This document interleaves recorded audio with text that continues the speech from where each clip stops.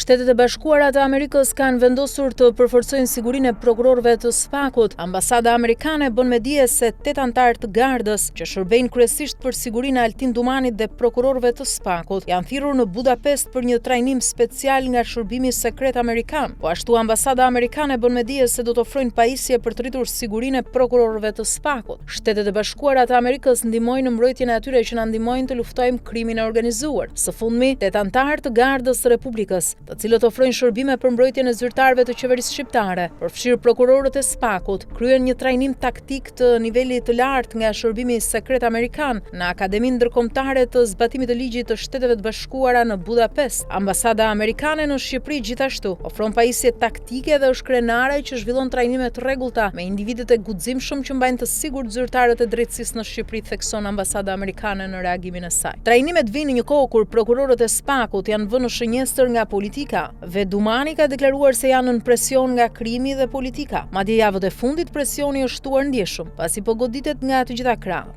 Siç duket, SHBA-t kanë hyrë në mes dhe kanë trajnuar truprojat e prokurorëve për të shmangur çdo të papritur të mundshme.